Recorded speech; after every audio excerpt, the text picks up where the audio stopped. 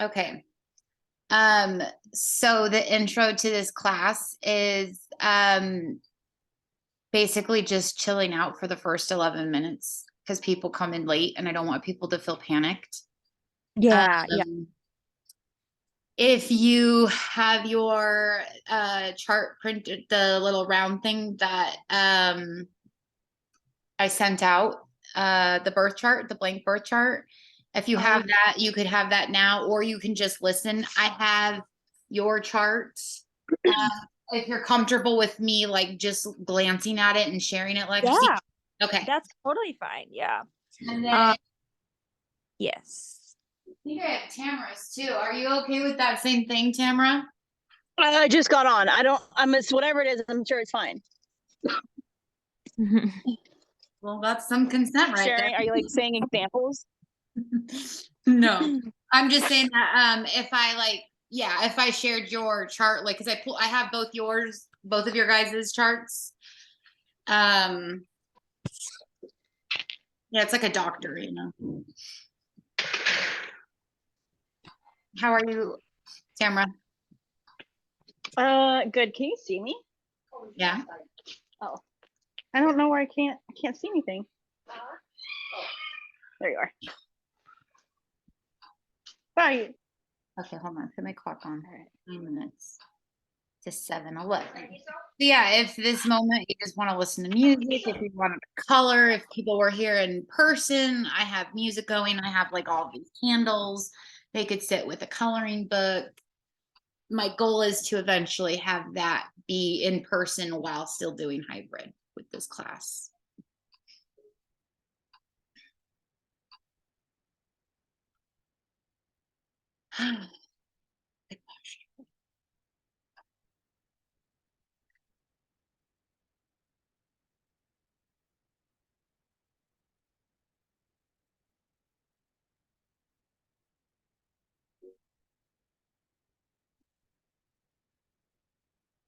I hope you guys learned something. I'm very excited. Oh, I think I'll definitely learn something because I have to say, like, ever since you've kind of talked about this birth chart stuff, right? Like, I have had the hardest time grasping it. You know, like, it's always just kind of been overwhelming to me. Yeah. I'm hoping that after this class, it's not so overwhelming. And we can kind of see where your guys' Aries are at right now and kind of why you might be experiencing certain feelings that you're experiencing, you know, what house you'll see. We'll get into that, all of that. But it definitely I'm wanting to make it clear because I think that once people unlock this, I think it's a gift. And once you can unlock, you know, your code or your pattern, and you're like, oh, that's why, then you can start to be in control of, well, then during this time, I won't take these actions, you know. If during the full moon you like turn into a werewolf, you don't go into the hen house, right? Oh, I make myself laugh. Okay.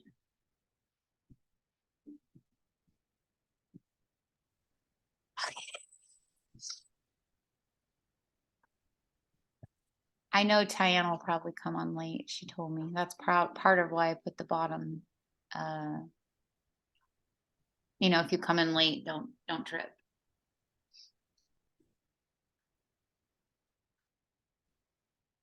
I used to have, Go ahead. I would say that reminded me, Katie, I used to have so much anxiety when, like, my mom would always drop me off late at school. And that was like one of those things where, like, you know, you walk in late and you just have so much anxiety. Mm-hmm. That's Abby. That's why she gets so mad at me when I take her to school late. She gets so mad. She's like, I don't want them to look at me. I'm sorry.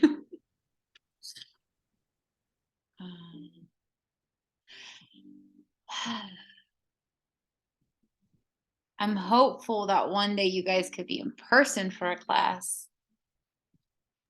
That would be very cool. Yeah, I'm excited. I think the concept of coming in and relaxing to a class was really nice. When teachers would do that, they kind of let my central nervous system calm down, and I would be able to better like understand and like listen once I could kind of get settled. But if someone just jumped right in instruction, I wasn't retaining anything they said in the beginning.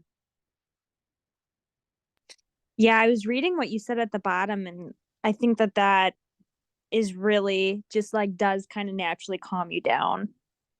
It feels very like inviting and relaxing. Mm-hmm. Mm-hmm. Yeah, rooms with candles, all that is just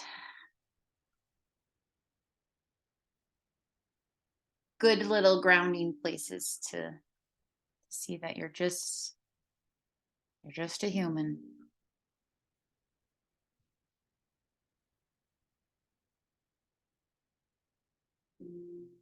I would say even as the instructor, just sitting here, like I'm looking at the calendar, I'm at the countdown, and I'm like, okay, let's get going. I let Tara join in on her phone. Beautiful. Hi, I'm Tara. not sure what she comes up as. Hi. I'm not, oh, she knows how to respond. Oh, yeah, she does Zoom for school. I'm just kidding. All right, I'm gonna mute myself.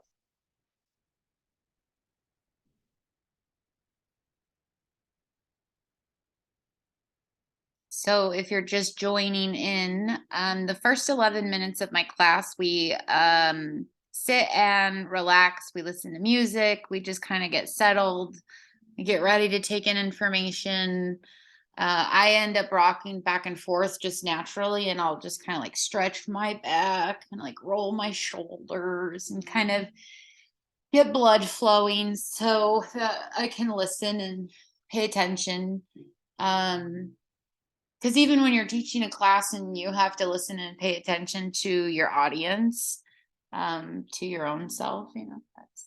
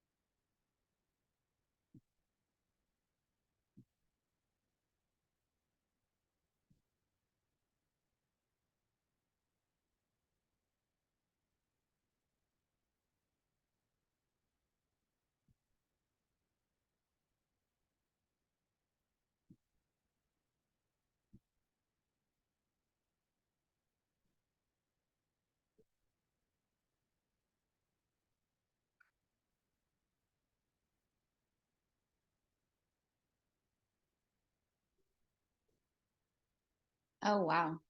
I just looked down. It was like 117, right? As I look down. So if you are meditating, now's the moment where you can kind of come back up and out, stretch, and come back to center.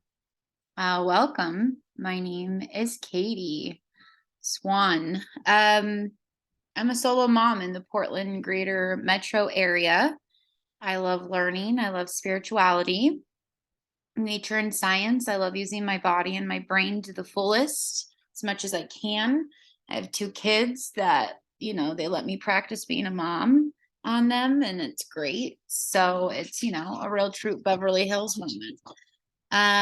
So what is this? So this is a class, the power of 12 by 12. 12 is a number behind many cultural conceptual marks of completion. So we look at 12 months as a year. There's 12 hours on a clock. There's 12 steps, 12 tradition, 12 promises, 12 apostles, 12 days of Christmas. We really love 12. And so go back to my notes.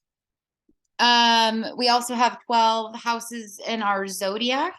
We have in our birth chart 12 zodiac signs in our birth chart, and we have 12 houses in our birth chart. So the zodiac sign in a house, and we'll get to that in a moment.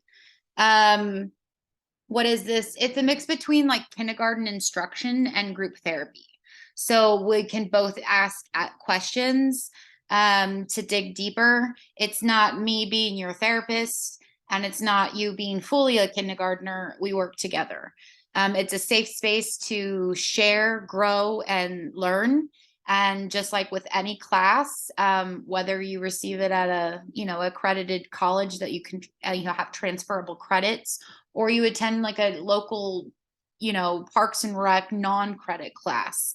So whatever you put in, you get out of any class that you end up taking. Someone asked me if there was going to be homework in this class and how much time commitment. And I say at minimum, you know, expect to be fully present the night of the class if you want to get stuff out of it where you can sit down.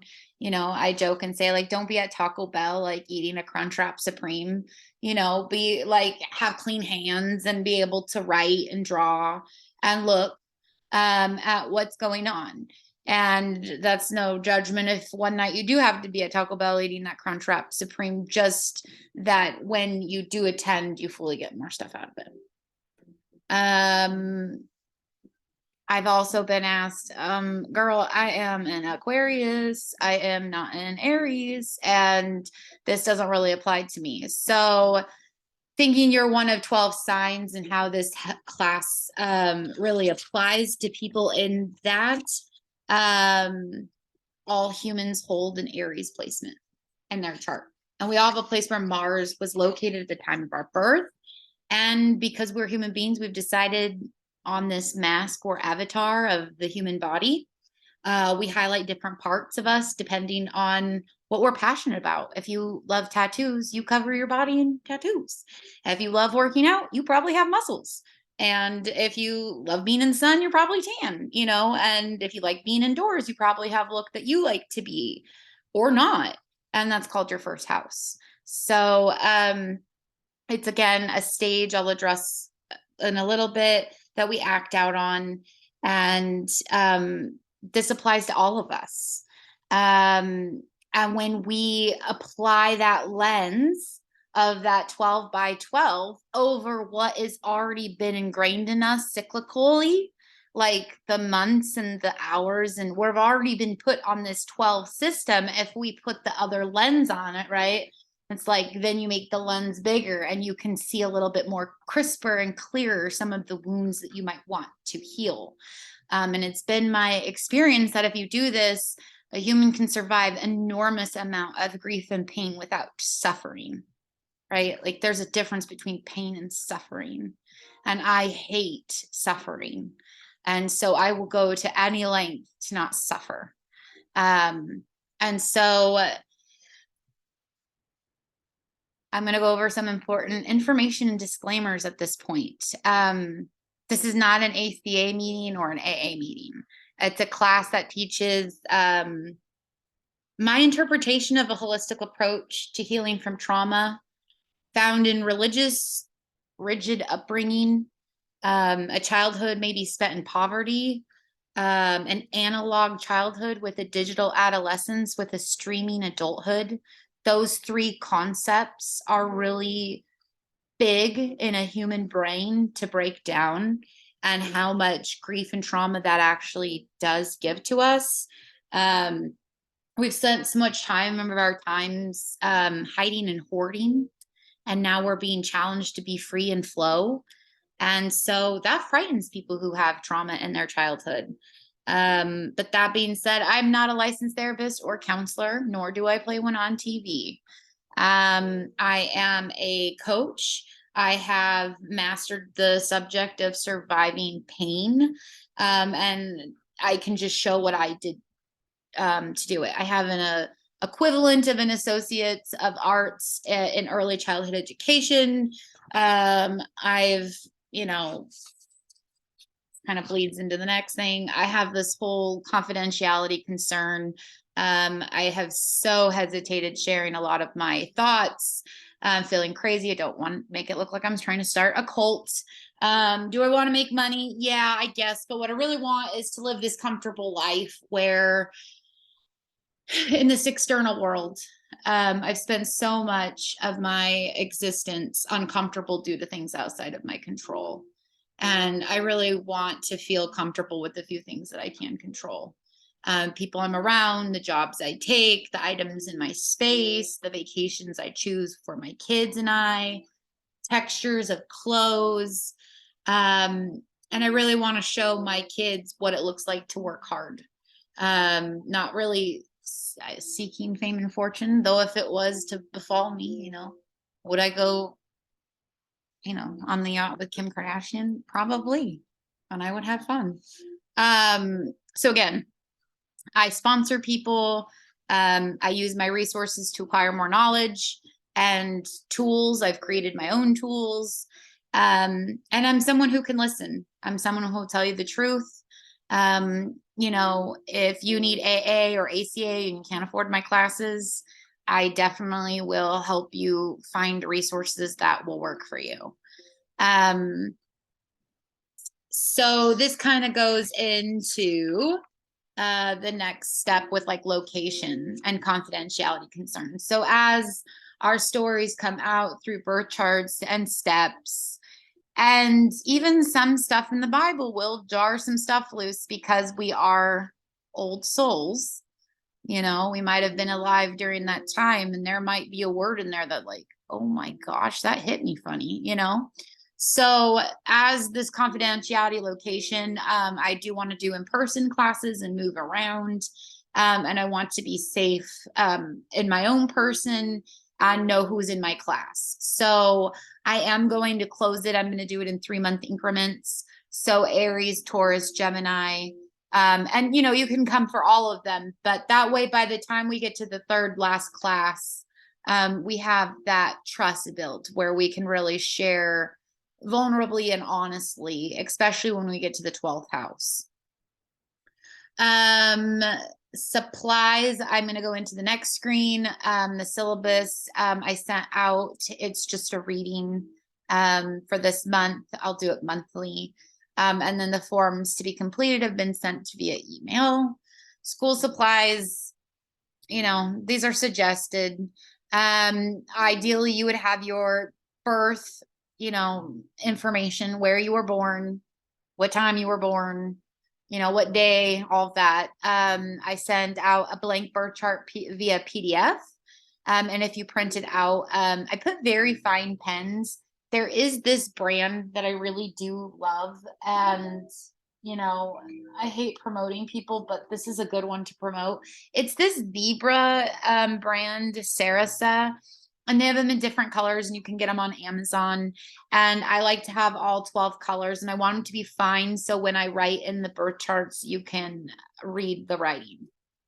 I say a ruler, it makes it easy when you start to go over aspects to kind of follow along.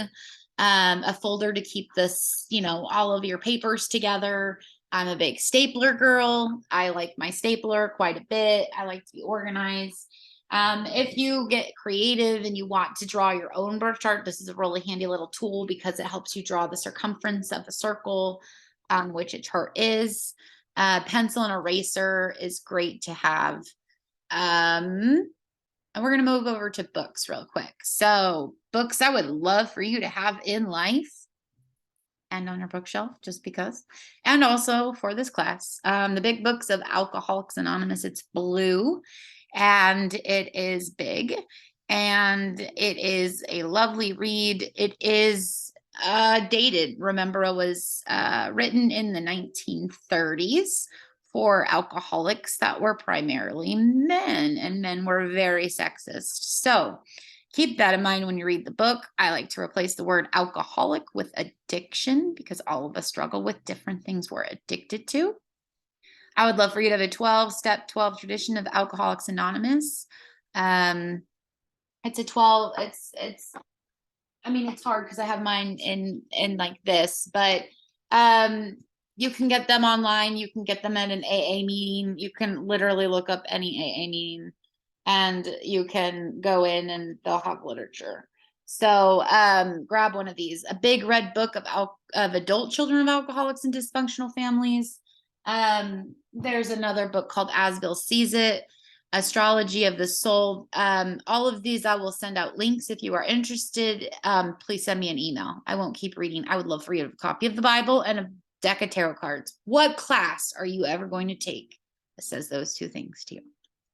And then one last little plug, which again, there's this deck called the Arcana of Astrology. And if you don't own it, I hope that you do own it. I would really love for you to have this book. I reference this book quite a bit. You can find it on Amazon. Okay, so we're going to move along. How this class is set up. So it was originally set up for me to funnel my experience, strength, and hope in a safe framework, which is teaching. My Jupiter's in Sagittarius in the 3rd house. So, you'll understand why that's funny in a minute. I like to have the first 11, 12 minutes dedicated to people coming in, getting settled, feeling into their body, kind of preparing their brain to ingest some big stuff. And then weekly I go over, we'll go over kind of expectation and goals, just like I did, especially if there's new students, which the month of, the Aries season, the month of March and April I'm hoping we have people come in. I'll lecture for about 25 to 35 minutes on a topic. This week is astrology. And then we'll do an activity or group work based on the week. This week, we're going to be doing vocabulary words and placements. I want to make sure you guys understand where your personal placements are. I have 2 people in here that I have their birth charts, so I'm going to be very easy to tell you guys, explain it, and show it to you. We'll wrap up with questions. We can share short experiences that relates to what we're talking about as we wrap up. And then lastly, Katie at swannmagic.com, Katie at Swann, which is like Southwest and magic.com. My email, use it, questions, concerns, office hours are flexible. Remember, private school, private tutoring is expensive. But it's expensive for a reason. You get access to somebody who's going to dedicate their time to you and their knowledge to you. So definitely use that resource, use the email and reach out. If there's any questions so far, I want you to, if you haven't done so yet, head to swannmagic.com, click classes and sign up for class. It's $1, 100% worth it. Class is going to be once a week. So in Aries season, we're going to be doing it on Tuesday nights. Taurus will be moved to Fridays. Gemini's Wednesdays. Cancers are Mondays. Leos are Sundays and Virgos are Wednesdays. The vocabulary. Let's jump right in. You've probably heard planets. Mars is a planet. And you've probably heard zodiac sign or a sign. And you probably think, well, I know what I am. I'm a Libra, or I'm an Aquarius, or I'm a Cancer. And then there's houses. A lot of astrology sites and apps and things like that are doing a really good job of explaining the difference between the big 3, which is excellent. However, there are several of other planets that really impact a human being, Mars being one of them. planets and Mars. So planets are like this actor of your chart, right? Here's like a solar system right here. My balls are flying everywhere. Okay, so Mars is the furthest from the sun. Why do we start with Mars? Well, I think it's because it's so fiery and so passionate. We got to get this sucker out of the way. No, this is the passionate part. So we apply morality to emotions, which is can be challenging, especially if you struggle with fear, shame, and guilt. But passion can be good, and passion can be bad. And I have found, as I've done, oh, where did I put it? This little wheel, right? So passion lies on two opposite end spectrums. It's everything from like this embarrassed, jealous, sarcastic, critical, threatened, hurt, hateful passion to inspired, optimistic, powerful, courageous, liberated, inquisitive, right? Those things are also passionate. And so anger and sex fall into this. It's this aggressive energy. And so it's okay to have this part of ourselves. In fact, it's essential. It's why we have Mars. It's why we have this part of ourselves. And when we can funnel that passion into something we love and something we can teach and something that we feel good about, then the sky's the limit. All right, put this in. Let me grab Earth. Okay, so this is the actor guy. Next up, we're going to go over zodiac signs. So a planet is like the actor, and then the sign describes his costume that he's going to put on, right? Is he going to be this fiery Aries guy, or is he going to be this like docile, like kind of nerdy Virgo, or is he going to be this really emotional Cancer, right?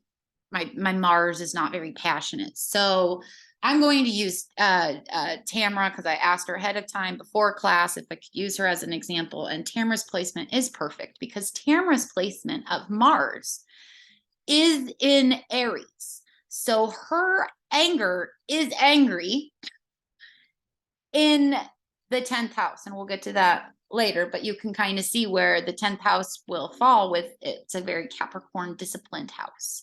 So there's this very passionate actor dressed as a very passionate person. Okay.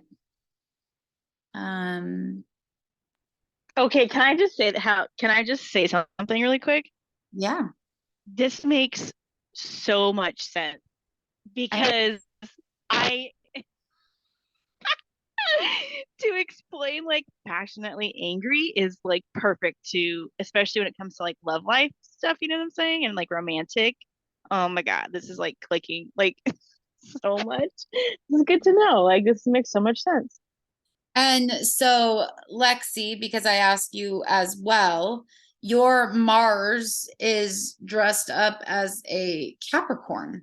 So it is like a very disciplined, studious, hardworking anger. I find it interesting that you both hold it in the 10th house. So we'll get to that in a minute. Which I'm not surprised because it's the divine house of the divine masculine. So passion, zodiac signs, Mars dressed up, now the stage, right? So you have an actor who's dressed up in a costume on a stage. So now we're going to say that I've made my own live birth chart. This is a stage, and the stage is yourself, your personality, your attention, your mass, and this is how it comes across in your body. It's how you come across it's a very fiery, here I am to the world. So you take this stage and you place a planet in the first house dressed like an Aries, and hot dog, are you going to have a really, really intense placement, as opposed to taking that same Aries fired up energy and placing it in a house like mine is in 12. So my passion plays out in the realm of undoing. It's this private inner life. It's this water illusion, what's underneath. It's this intuition, psychic realms, mental health, the veil, empathy, mediumship, lots of itself, addiction, but it's also very spiritual, very watery. And that's where my passion lies. So I got to use you guys as an example. However, when I teach, I try to use myself as an example so as not, confidentiality. So things like, where am I rising? So in a birth chart, oh, there he goes. In a birth chart, we always start at our rising sign, and this is always the house that our first house falls into. And it's wherever the sun was when we were born. And then the clock kind of shifts from there. And so mine is in Virgo. And I guess like my number one goal is to accept my mask honestly. So here's an example that I came up with. If I'm a Virgo rising doing AA, I'm riddled with guilt because they shame people who use marijuana. Not everybody, I can't put, the whole veil, but a good portion of people. And so I struggled with that a great deal until I remembered the traditions. Tradition 3, my only requirement to be there is a desire to stop drinking. Tradition 1 is, my personal recovery depends upon this unity. And so if I'm doing ACA as an AA, I can understand those things. And then I don't feel pushed out. Then all of a sudden I can become honest with myself. Like, no, I know what's up. I talked to my doctor today. I know, those little things where I have my inner loving parent start taking over and driving the bus. And knowing I'm just a girl that was born in 1983, I'm trying to work a 12-step program. I'm trying to get this like shame and fear and guilt off of me. But before you can take a costume off, you have to know yourself, because you have to know what parts of the costume are real and what comes off and what stays. And if that's the same with our soul, and we're trying to figure out this rising sign, this person that we present ourselves as, which isn't rarely where we're supposed to be in life, our north node is, but we come across with our rising sign. And once we realize this, we can compartmentalize these pieces. I also have my Mercury, so keep that in mind. And my first house and Mercury is our thoughts. And so the way I think, and Mercury is one of those ones that's closest to the sun. And it's also one that we go over twice in a year. It's in Libra. And what are Libras known for? Balance, right? It's this and any planet that is placed in your first house becomes part of your persona.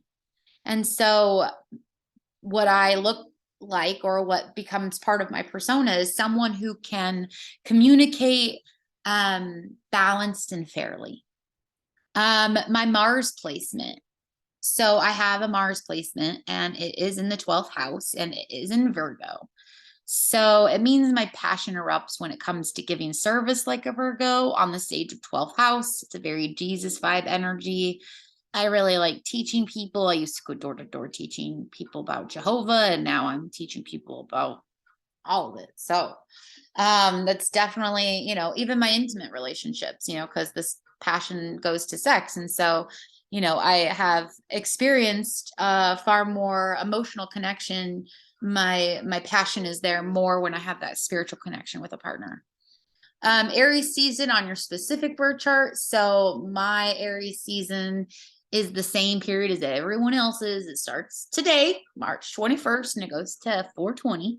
On my birth chart, it falls in my 8th house, which I joke and say that's probably why I think I'm going to die each time this year, because the 8th house is this, it stands for Phoenix rising from the ashes, transformation, death and rebirth, fearlessness, surgeon, depth, crime, inheritance, taxes, loyalty, sex, and mysticism.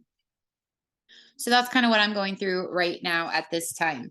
Because I have 2 of my students in here that I have their charts.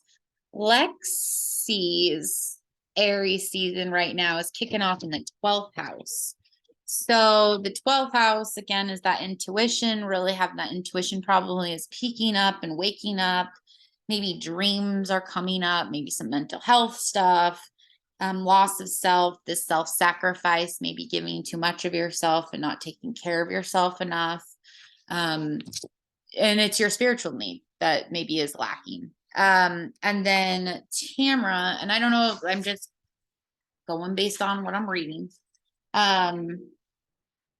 Tamara's Aries is right now in career, like literally her placement is 111, and it is everything to do with career, public recognition, wisdom, discipline, achievement, authority, boss, structures, respect, fame, fathers.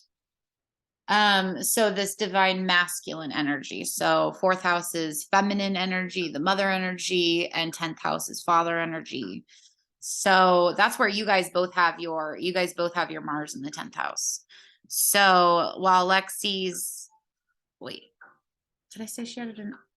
Oh, that's where her Aries is right now. So Tamara's Aries is in Aries. Her Mars is in Aries season right now. Like it's like all in the 10th house. So work. All right. So work's a big theme right now, you guys. Okay. So I'm going to stop here and make a note.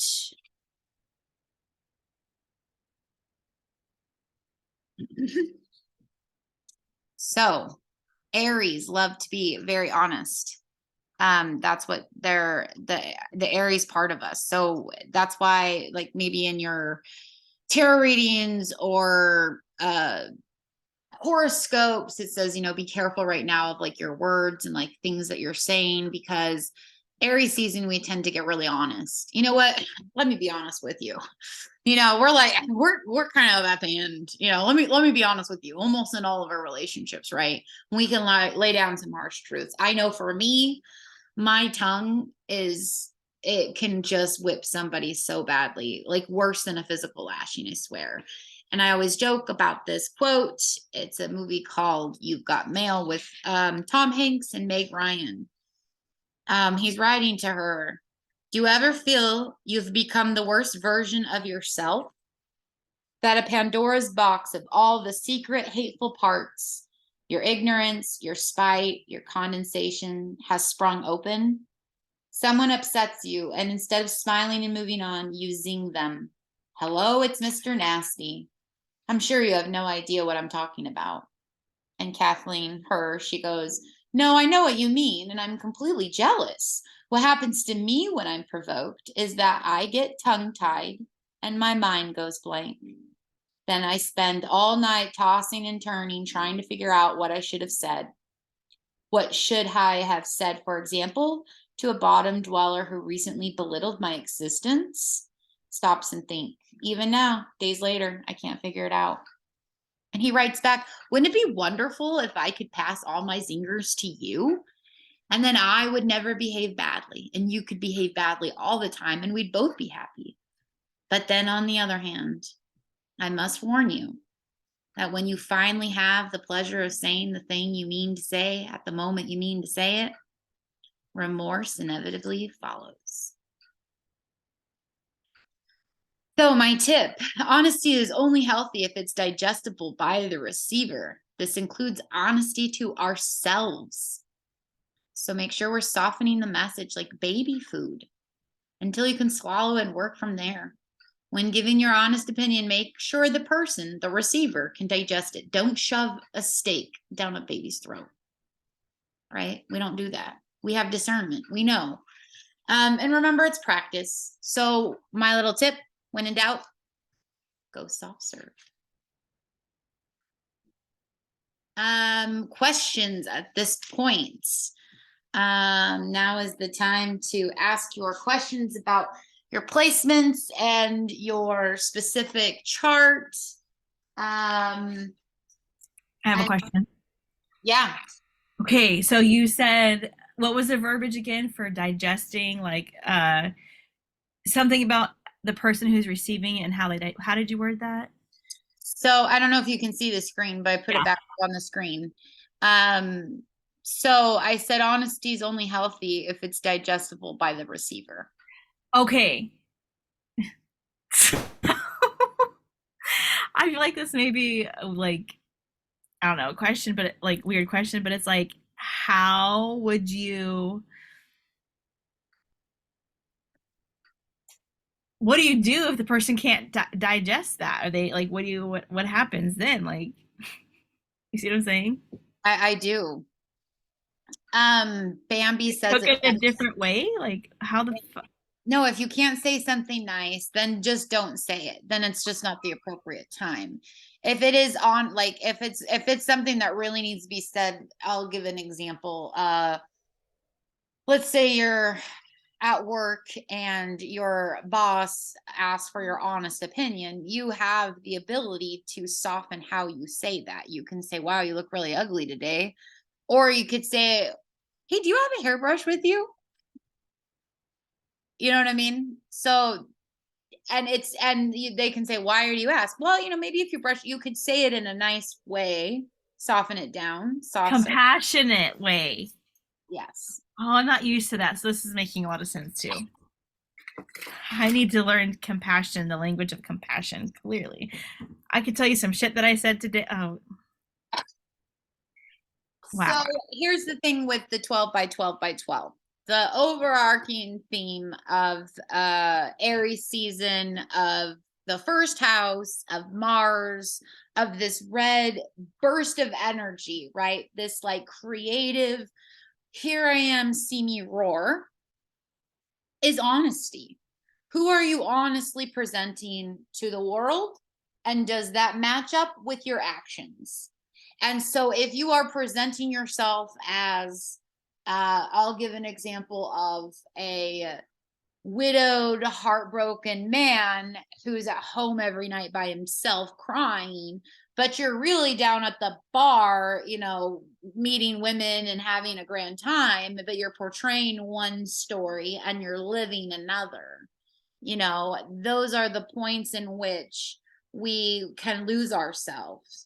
And not to jump too far ahead into next week, but in AA, the honesty is the principle to step one, and the promises are there. So in AA, it's if we're painstaking about this phase of our development, we will be amazed before we're halfway through. And the ACA promise goes right along with that. We will discover our real identities by loving and accepting ourselves. Why is that such a promise?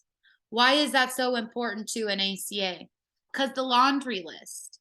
We became isolated and afraid of people and authority figures. Of course you do if your Mars is out of whack. But what happens if your Mars is out of whack and he's this fiery little guy?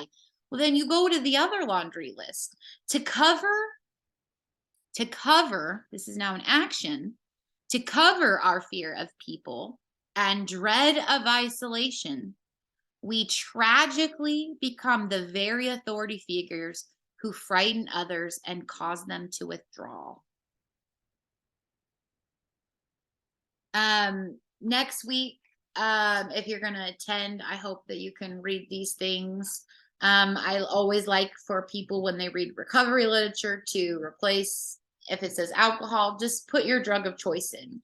If it's drinking, marijuana, video games, sex, shopping, food, work, whatever your vice is, and everybody knows what it is, even if it's just sitting on the couch and watching 5 hours of TV while mindlessly eating ice cream, Or right? loving We all have our vice.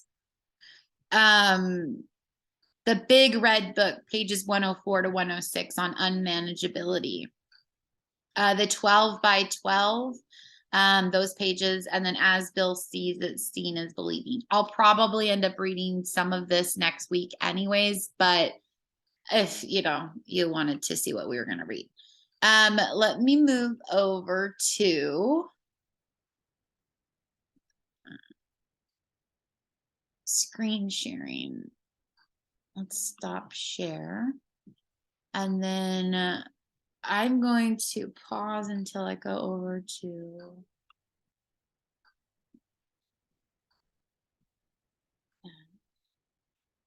okay.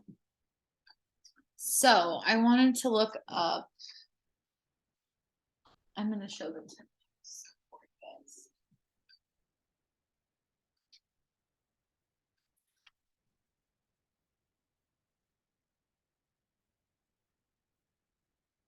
All right. So the 10th house is where your guys' Mars is located.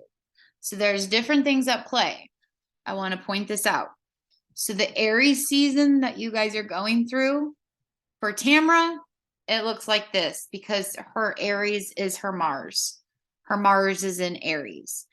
Lexi's Mars is dressed like a Capricorn, but it's also in the 10th house like a Capricorn.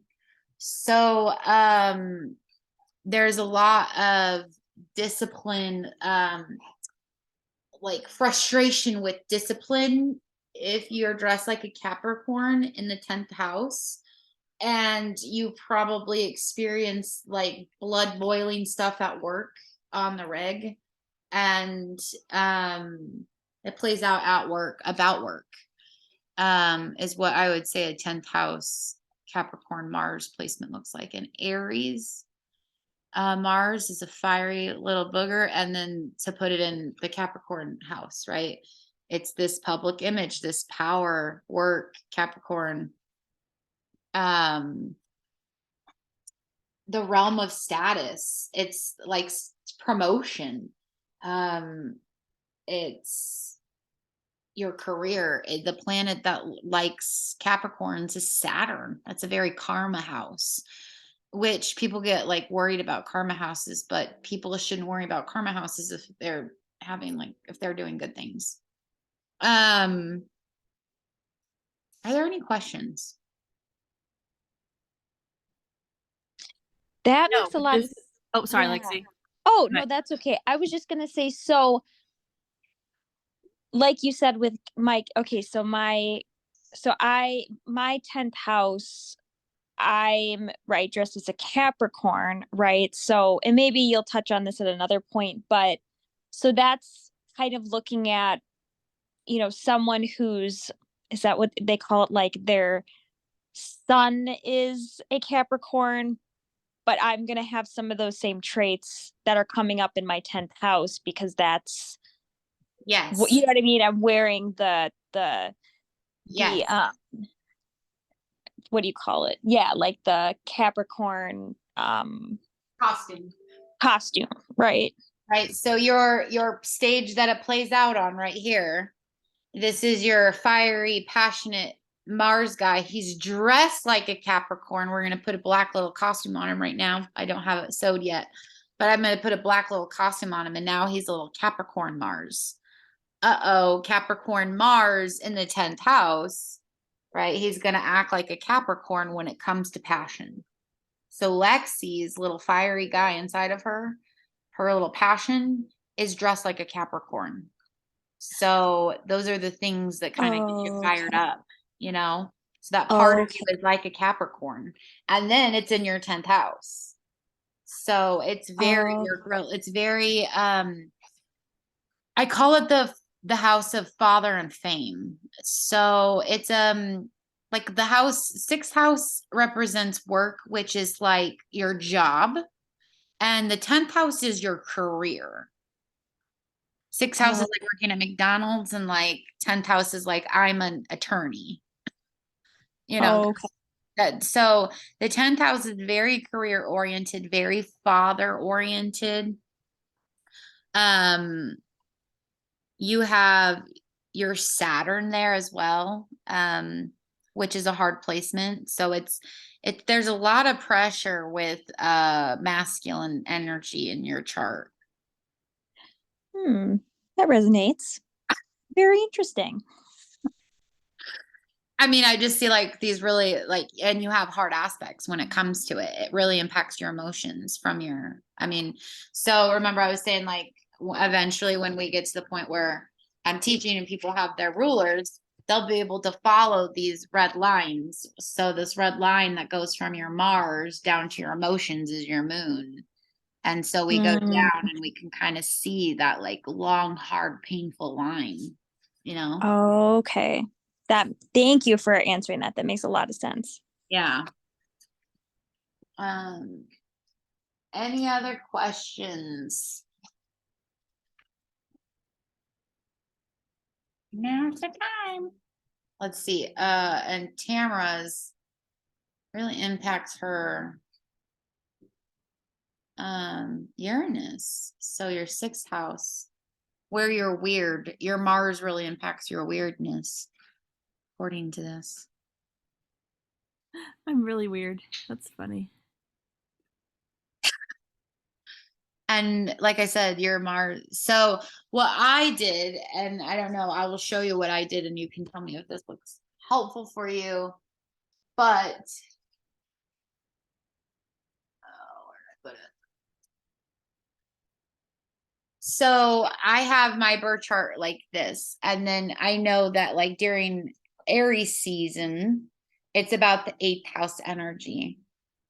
And then when we move into Taurus season on 4/21, 5/20, this is kind of the vibe that I move into. This is the stage my character goes into.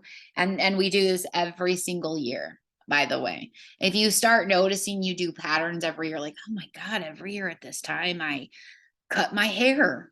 Every year at this time I blank, that are like little weird things, I'm not talking like taxes. I'm talking like weird little things, and you know what I'm talking about. It's usually because we are cyclical creatures and we do things as the mammals we are. Mammals are cyclical creatures. So we tend to do, and it's different for everybody. So wherever your rising is. So that's why I was saying with Lexi right now, her Aries is over here in the 12th house, this romantic quest for spirituality. That's where her Aries is right now. And then Tamara's is up here, this inquisitive quest for career, and it's dressed up as an Aries, and it's in the 10th house, her Mars. And so as we go through all the different planets, and I don't go through all of them in this class, I go through Mars, then we go through Venus, then we go through Mercury, we go over the moon, we go over the sun, then we go over, what's the 6th? I think it's Mercury again. Yeah, we go over Mercury again because we go over Mercury twice and we go over Venus twice. And then we do the Uranus, Neptune, Saturn, all those other planets. And each one really is like an inside out character. And our Mercury, or our next meeting, next week, not next week, next season. So the first week of each season, this is what I was going to show next, will